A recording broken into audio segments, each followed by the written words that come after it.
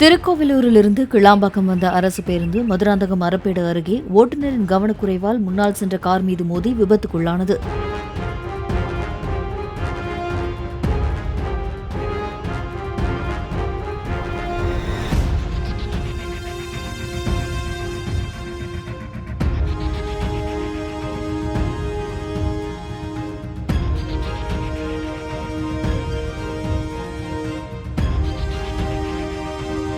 அரசு பேருந்துக்கு பின்னால் வந்த 5 கார்கள் ஒன்றன் பின் ஒன்றாக அடுத்தடுத்து மோதி விபத்துக்குள்ளான நிலையில் காரில் பயணித்தவர்கள் சிறு காயங்களுடன் உயிர் தப்பினர்.